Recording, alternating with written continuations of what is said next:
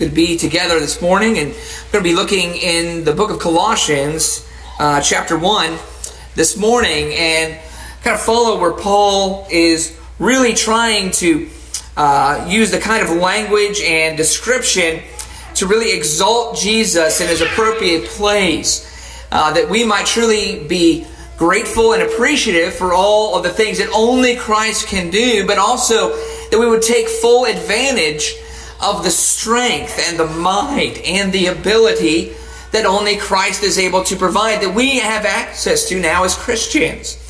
And he really encourages us to do so on a practical level, just kind of encouraging us, saying that we need not lose heart. That's kind of one of the key kind of challenges I think we all face as Christians, is just kind of running out of gas. Just don't run out of gas. And the way we stay steady, we keep going, kind of have longevity, and we have the endurance, it's going to be through understanding we have to kind of tap into the strength that Christ supplies us. And it truly is magnificent when we think about the things that he already has done for us, that he's already accomplished, and it encourages us that we would continue to kind of stay connected to him. As even Jesus himself tells us, he says he is the vine, we are the branches. If we abide in him, if we stay connected to him, then we can bear much fruit and have longevity, that he can prune us and work on us, and we can continue to keep bearing more fruit. And that's the picture Paul has for us in kind of a challenging way in Colossians chapter 1 verse 9. Colossians chapter 1 verse 9 says, "For this reason also, since the day we heard of it, we have not ceased to pray for you and ask that you may be filled with the knowledge of his will in all spiritual wisdom and understanding." Notice verse 10. Here's the practical elements that we need as Christians. Verse 10, "So that you will walk in a manner worthy of the Lord, to please him in all respects." That is now the objective of every Christian, is to please God. Not ourselves, not those around us, but to please God, to please him in all respects. Every aspect of our life belongs to God. And we are to give ourselves wholly to him in such a way that is now our objective, is to glorify him. Everything that we do ought to be pointing to him. We were admonished and encouraged. If you're here Wednesday evening, Bud gave us a great lesson about that, about are we truly living as Christians? That's really what Paul is saying here. He says we have the obligation to walk as a Christian ought to walk, to live as a Christian ought to live. We have obligations to do that, and he says, so that's the goal for us, and so that's the question for us today. How are we doing with that? How is your walk? Is it crooked? Is it sluggish? Are you behind on some things? Are you steadfastly? Are you without stumbling? Are you in consistency, walking with God? That's the aim. That's the objective. He says we must walk in a manner worthy of the Lord, to please him in all respects, bearing fruit in every good work, and increasing in the knowledge of God, strengthened with all power, according to his glorious might, for the attaining of all steadfastness and patience, joyously giving thanks to the Father, who has qualified us to share in the inheritance of the saints in light. So, again, we talked about how the old law could not save us. Christ saves us. It says it's on the basis of faith, but yes, we do have a moral obligation and to live righteously before him. That's the goal. We cannot be sluggish in that. We cannot be diminished in that. He says in every aspect of our life, we are required to live in a way that pleases him. The challenge of that, of course, is our flesh often gets in the way. Our flesh gets in the way. Jesus addressed this with Peter as he encouraged him to tap into the spiritual source of power, to pray, to realize that we have access to one who provides us the strength that we need, and we cannot provide that on our own. And if we look to ourselves and we try to outlast the temptations of this life with our own merit, with our own abilities, eventually we're going to run out of gas. Eventually we're going to run out of we're going to be depleted of anything that we already have in ourselves. And that's what Paul's admonishing you and I, to take advantage and tap into the true power source, which is God, Christ, and the magnificence of His power, that we might not fall short. And oftentimes that's what happens. We kind of fall short when we're running on our own abilities. And God is the one who's going to provide us with that. I want to just kind of use maybe a current example, maybe kind of encourage us a little bit. Because I think in that, maybe sometimes we feel a little bit like underdogs. You ever feel like you're kind of an underdog in the area of being a profitable, consistent Christian who glorifies God in every aspect of your life? Maybe you already feel like there's so many areas that you feel weak on. So many areas you feel like I feel like I'm just overwhelmed when I think of all the areas I feel like I've got to improve on, that I can please Him in every aspect, every walk of my life. Well, maybe if you've been following the March Madness, you've seen there are quite a few underdogs. And that's kind of what March Madness really is all about. It's about matching up people that you maybe wonder on paper, maybe if you look at their talent level, look at their records, there's no way this individual should actually be able to accomplish much.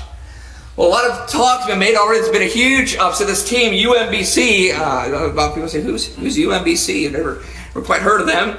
Upset number 1 ranked Virginia. It's never been done before. In fact, they were considered such an underdog that there was a sport commentator who it's his practice that when he feels like the game is pretty much well had, when it's pretty much all done, he just says Sharpie.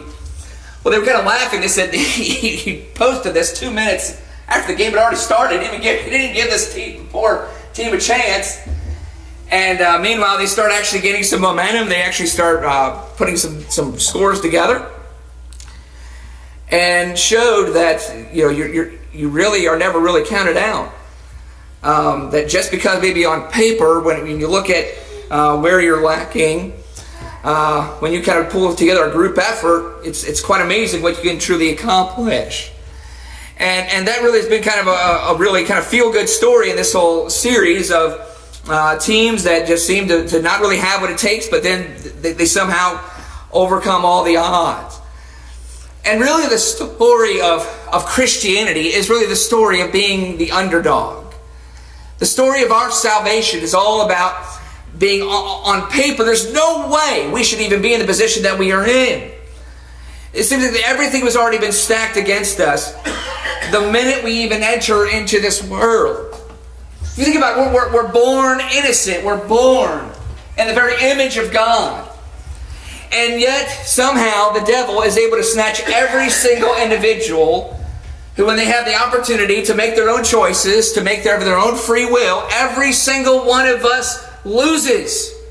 Every single one of us. The record is, and I don't know what the count is in terms of who is victorious in coming into this world and actually being able to overcome Satan on our own. The record is 0, and it's probably in the billions right now, or hundreds of billions of billions of billions. That's what stands. Every innocent soul that enters in this world, that's what's against them. You think about that. Talk about an underdog. We are all the underdog of the underdog. What chance do we have when the God of this world is pulling the strings, is manipulating the things that God has even given into us, created us? And I find that amazing. Even James says, you know how Satan works against us? Satan uses and manipulates our very desires. Things that God created in us that should be good. And Satan finds a way to channel it towards something that is dangerous and evil and selfish. It turns into sin, and the event, it turns into death. But every single one of us, in 2 Timothy chapter 2, verse 26 says, we're all ensnared by the devil, having been held captive by him to do his will. Humanity is the story of the underdog. We don't even really have a chance. You listen to the description of all those who enter in this world, who eventually come into the power of Satan, who come under his devices and his temptations. Turn over to the book of Ephesians and listen to the description there in Ephesians chapter 2. especially when Paul describes it the way he does, you have to ask yourself, do we really have a chance? Do we really have the ability? Ephesians chapter 2 verse 1 says, "And you were dead in your trespasses and sins, in which you formerly walked according to the course of this world, according to the prince of the power of the air, of the spirit that is now working in the sons of disobedience. Among them we too all formerly lived in the lusts of our flesh, indulging the desires of the flesh and of the mind, and were by nature children of wrath, even as the rest." There is no special individual that's born in this world that's able to somehow defeat Satan on their own. There is no special talented individual who somehow is touched with the gift. We're all spiritually, in many ways, losers on our own. It's a losing record stacked up against humanity. And what I find amazing is that salvation really is the story of how the underdogs became the winners through the most unlikely of sources. That God, who saw our condition, God who recognized that we were in such desperate situation, we cannot win on our own, we're lost, separated from God. Against all odds, God decides to come down and help humanity. But you know what He does? He decides He's going to also kind of limit Himself. He is going to come in human flesh. The very element that makes it so difficult for souls to please God. I find that amazing. If you read what it says in Philippians chapter 2, verse 7, again, Jesus decided to be like us in that He was also kind of sort of the underdog. He came in human form. The very vulnerable situation that makes it so easy for the devil to manipulate people, to turn them away and against God. And God put on this flesh.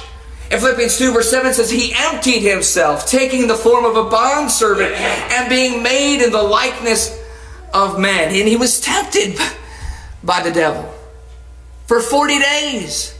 Extreme temptation. So much so that it says he was so exhausted and so overcome by that angels came and administered and encouraged him after that ordeal.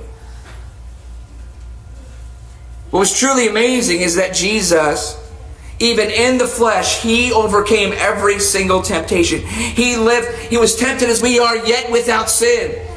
And He came to our aid and went even to the cross. And being found in appearance as a man, He humbled Himself by becoming obedient to the point of death, even death on a cross. And reading in Hebrews chapter 2 verse 9, what was accomplished there? It says, so by the grace of God He might taste death for everyone, that through death He might render powerless him who had the power of death, that is the devil, and might free those who through fear of death were subject to slavery all their lives. There's all of the losers, all those who never could quite get an advantage over Satan. Finally, Jesus did something to take them away from His grasp. Turns the tables. Finally, all of a sudden, that's really the story of the gospel. It's kind of the idea that God, who certainly on paper is much more powerful than Satan, kind of put Himself in a vulnerable position. And against all the likeliness of making it all His life without committing a single sin, was able to overcome every single one, and then gives us this great gift to rescue us, to make us victorious, to give us the taste of being able to finally win spiritually. And through this is what Paul is encouraging us to realize that through Christ He did the unthinkable. He did what nobody else was able to do. In Colossians chapter 1, verse 13 through 14, he emphasizes this. He says, think about this. He rescued us from the domain of darkness and transferred us to the kingdom of His beloved Son, in whom we have redemption, the forgiveness of sins. In other words, when I think back to that moment, I don't know if anybody else was thinking this way, and you're going through your brackets, and you see number 16 versus number 1. I don't know how many people. Oh yeah, I think it'll be a good game. I think this guy's got a chance. I think most people are just like, whatever, move on. somehow this unlikely victory puts a number 16 where they don't have a chance to go all the way. Actually, there's another underdog team already doing that. Chicago, Illinois. I don't know if I'm saying that right, but some underdog teams already made it past the second game. Shouldn't beat Tennessee. March Madness, kind of spiritual madness. We're in the midst of spiritual madness, so to speak, and that things that shouldn't happen are able to be accomplished. Sinners who are ensnared by just the course of this world. In other words, that's the language Paul uses. It's inevitable. It's no wonder humanity is the way that it is. Because God, the God of this world, Satan, who knows so well how to manipulate our desires and trick us and deceive us and allure things in front of us and get us to chase after those desires that are already there and use them for selfish motivations. He has just he's running this world in a certain course of it, and it's just natural to just go with the flow. The natural way of life is just to let it kind of take you and you just kind of go with the flow. Well, going with the flow of this world is away from God. It's away from heaven. It is towards eternal torment.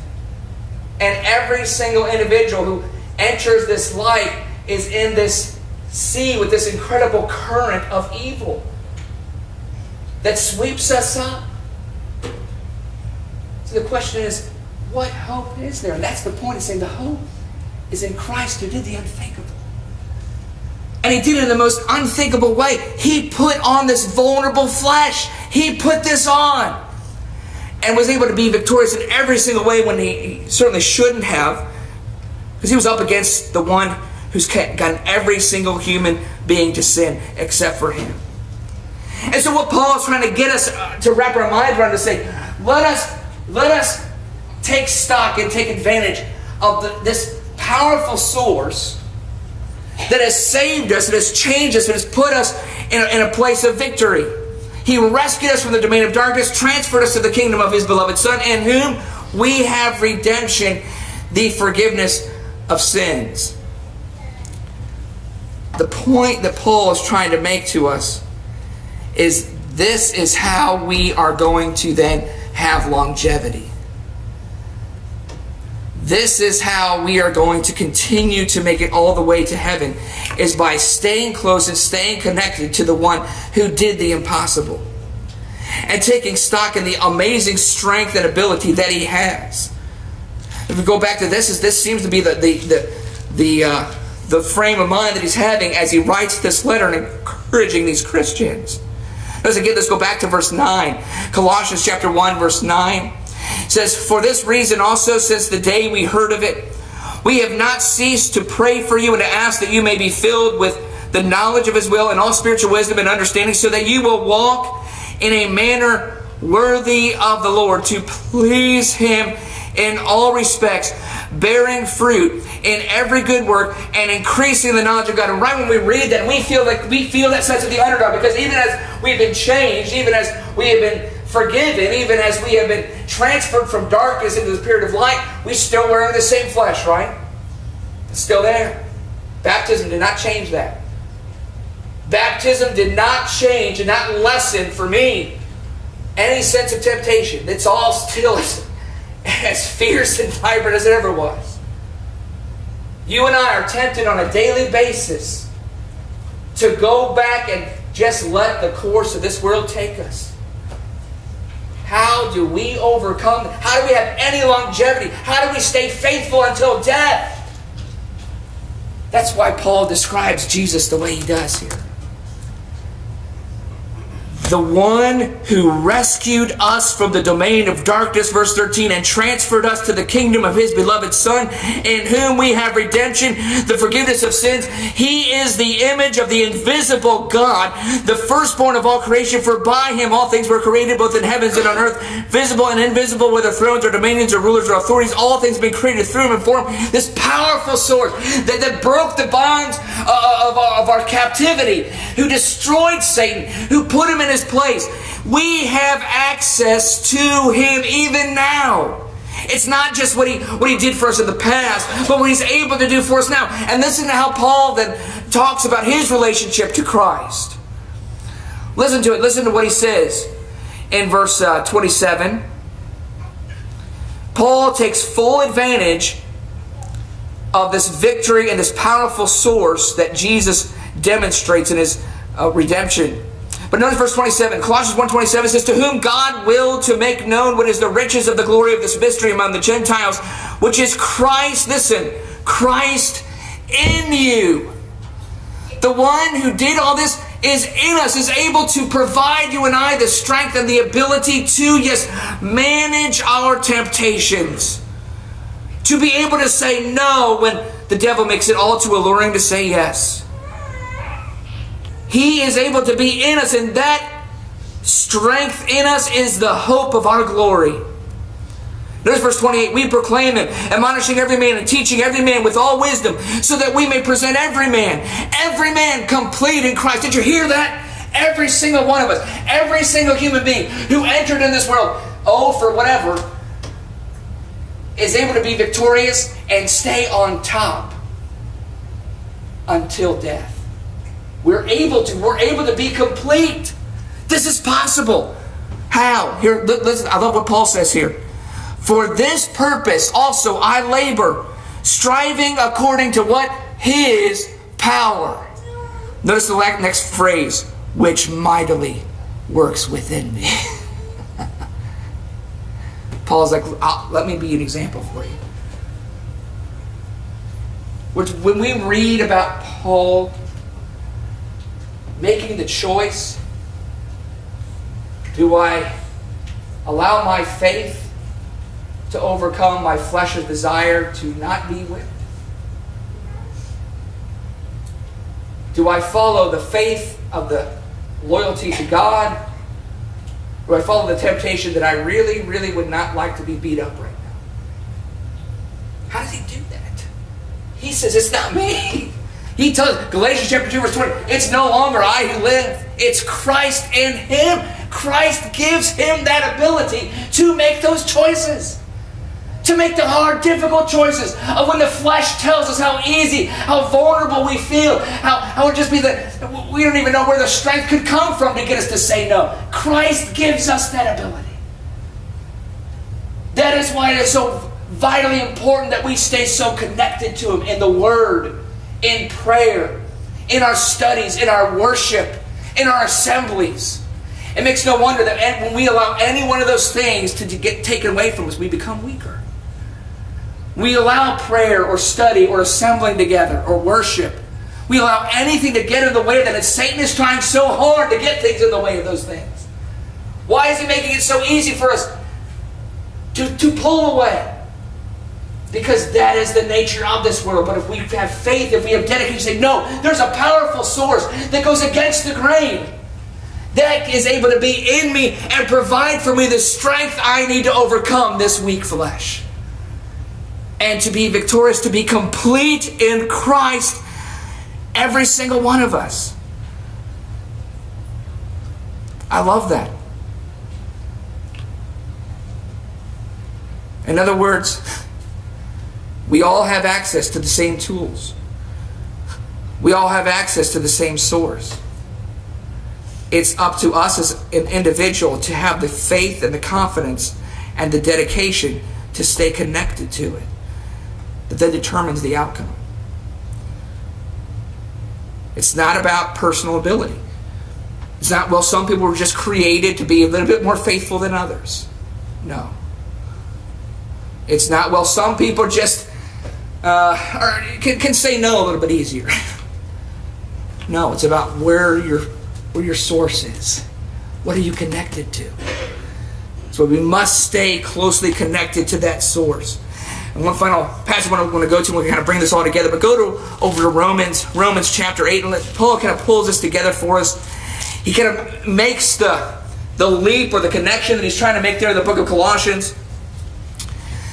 Because the point that Paul makes, or he's trying to make in Colossians, he also makes in Romans. And the point is this, that when we think about how unlikely it was that we became in the position we are now, that we are to have access to God, we as sinners, who violated his commands, who were just like everybody else, who were going by the course of this world, taken captive, taken prisoner by Satan.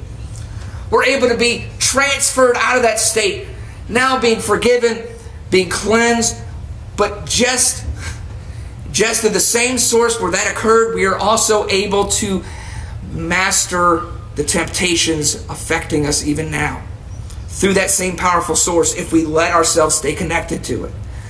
Well, this is what he says in Romans chapter 8. Romans chapter 8, beginning in verse 31. Verse 31, he says, "What then shall we say to these things? If God is for us, who is against us? He who did not spare his own Son, but delivered him over for us all, how will he not also with him freely give us all things?" In other words, the one who was willing to give us his Son, we needed him to transfer us out of darkness into light. Tomorrow afternoon, when I don't know what the nature of the temptation is, but Satan's going to come after us. Tomorrow, when you feel temptation, do you have faith that God is able to give you freely the strength you need to overcome that temptation? To choose to stay faithful. He's telling us that through Christ it is possible. That's why this is of faith. It's not in our ability. He doesn't give us ability. He gives us the faith to trust in the powerful source that provides us the strength and the abilities to do these things. And that's what he says. He says, so if he's able to be for us and he's freely willing to give us these things, what's the outcome? Verse 37, "But in all these things we overwhelmingly conquer through him who loved us." In other words, wouldn't it be something to see a number 16 team win it all? Wouldn't that be something? I'd like to see how this turns out. I got my doubts. It would be pretty amazing. But that's really the story of the Christian, is that the last rated nobodies have the ability to overwhelmingly conquer the God of this world. We are able to overwhelmingly conquer his abilities through who? Through Christ. Through the one who transferred us, who saved us, who died for us. That same love and the powerful source and loyalty is able to be in us if we allow it. So that's what I encourage us all to do. That's what Paul is admonishing the Colossians to do, is to stay connected to that source, and that will mightily work within us. If you've never obeyed the gospel, if you still have yet to tap into that source, we encourage you to put your faith in him. Maybe you feel like you've lost the battle too many times. You wonder, you feel like it's not even really been a close contest either. It's been pretty overwhelming how much he's been able to sway you and master you.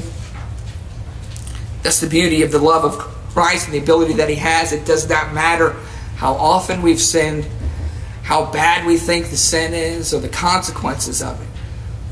It matters very little to God. He just wants you to have faith in his ability to rescue you. That you need to have that confidence that he can save you, that he wants to save you, and he demonstrated his loyalty to you already on the cross and is willing to bear under that excruciating pain and agony, handling and taking on the burden of the guilt of sin itself, that you might have confidence that he did that for you, that you might take that first step of confessing that he is Christ, that he is Lord, and willing to accept his conditions for forgiveness, that you will die to sin in baptism and rise up to walk in newness of life. And that newness of life is what we're talking about here. It starts off very small. We're very weak. We're like babies learning how to walk all over again. The beauty of this is that even after we're transferred into the kingdom, Christ, that source, is able to train us, fill us up, and give us all that we need. That we will be able to overwhelmingly conquer and overcome all that we need.